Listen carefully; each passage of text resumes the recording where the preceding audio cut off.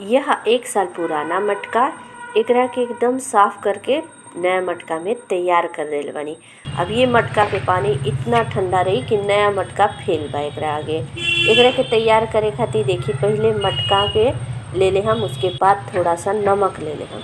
मटका के अच्छी तरीक़ा से भिंगा दे हम ताकि ये भींग जाए। चारों तरफ पानी डाल के अच्छा से एकरा के भिंगा देवे के बा ताकि ये जो भी हो मिट्टी उट्टी लगल ये अच्छी तरीक़ा से फूल जाए और ये धोए में आसानी हो। अब एकरा में हमनी के ये वाला नमक डाल देवे के बा और एक स्क्रब में हम जैसे बर्तन धोल जाला और एक तरफ गदीदार होला उस तरीक़ा से धोए के बा, स्क्रब से ना।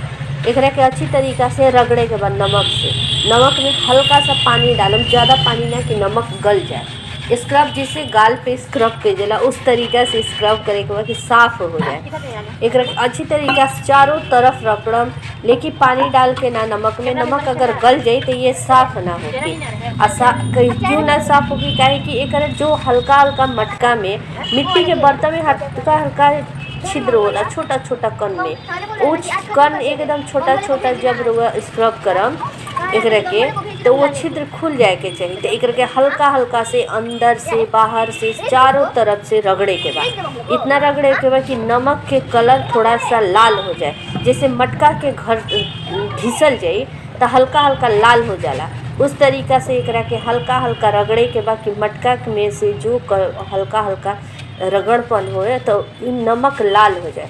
नमक ऊपर नीचे चारों तरफ से नमक से रगड़े गया।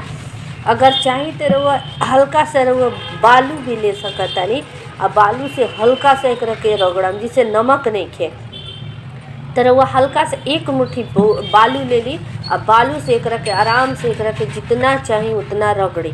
अब इतना पटक पटक के रगड़े के नहीं के, हल्का हाथ से एकरा के रगड़े के बा आ पानी से चारों तरफ से धो दी। अगर नमक से धोतनी तो साफ से एकरा के धो देवे के बा, बालू से धोतनी तो बालू के एकदम निकाल लेवे के बा। जितने एकरा के धो दे हम तो एकदम नया मटका के काम करी। जितना ठंडा रहुआ नया मटका में पानी पियतनी उतना ये ठंडा पानी करी। एकरा के साफ से चारों तरफ से रगड़ के, पेंदी हो ऊपर हो मुँह हो चारों तरफ से एकरा के रगड़ रगड़ के साफ़ कर देवे के बा। यकीन मानी इतना ठंडा ये पानी दी है। अगर वह नमक रख ले बानी तो ओकरा में थोड़ा सा विनेगर डाल दी, वो सिरका कोई भी सिरका हो मतलब कि कोई भी 1 चम्मच रहुआ उसमें विनेगर डाल के छोड़ के ओकरा के आराम से रगड़ दी, उससे भी साफ़ होकेला। खाए वाला बेकिंग पाउडर होके ओकरा के 1 चम्मच डाल के चारों तरफ से एकरा के रगड़ रगड़ के साफ़ कर दी। लेकिन यकीन मानी 1 साल पुराना ना लगी कि और नया मटका है और ठंडा ठंडा और पानी पी। एकरा के ढक्कन हो सारा चीज़ हो, जितना भी मिट्टी के बर्तन हो मतलब ढक्कन लगाओ तनी तो वो ढक्कन भी आराम से एकरा के रगड़ रगड़ साफ़ कर दी।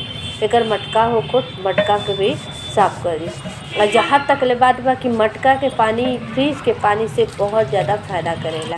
फ़ायदा तो पानी करेला कि प्यास बुझावेला। तो वह फ्रिज के पानी अगर पिया तनी तरह प्यास ना बुझेला कि ना भी ठंडा पानी पी ली। अगर वही मटका के रहुआ पानी पियम तो बहुत प्यास बुझ जाला। एकरा के 1 साल पहले हम खरीदले रही, जो 1 साल पी चुकल बानी। एकरा बाद एकरा के रख देले रही और ओकरा बाद एकरा के साफ़ करतनी ई पहले जैसा काम करी जैसे ये नया में काम करत रहे। लेकिन एकरा के साफ़ करे के रउआ नमक नहीं के तो बताइए कि 1 चम्मच रउआ बालू ले ले हम और बालू लेके एकरा के साफ़ कर दे हम रगड़ रगड़ के। सप्ताह में 1 बार जरूर ऐसे करम कि एकर जो छिद्र होला वो बंद हो जाला।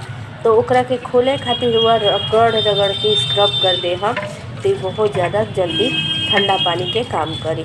ये अच्छी तरीक़ा से अब नमक से धोला के बाद पानी से आराम से एक बार हाथ लगा के फिर से वो स्क्रब चला दे हम तो वो नमक जो उठेला अच्छी तरीक़े से साफ़ हो जाए। तो ये हमारा मटका बनके तैयार हो गई बा नया के तरह। अब ये पानी हम भर के एकरा में रात में पानी भर दी और सुबह में एकरा से पानी पी। एकदम यकीन मानी एक बार ऐसा ज़रूर करम जैसे पुराना मटका हो के तो खरीदे के ज़रूरत नहीं के, ये पुराना ही मटका रहुआ काम करी, नया मटका के ज़रूरत ही ना पड़ी। अच्छी तरीक़ा से ये धुला गइल बा मटका तो बहुत ये काम लायक बा। ज़रूरी नहीं है कि ये पानी ठंडा ना करी। रउआ एक बार एकरा में भर के रात में रउआ रख दी। कैसन लागल हमार आइडिया कमेंट करके ज़रूर बताइए। तब फिर मिलब एक नया वीडियो के साथ। अच्छा वीडियो के साथ।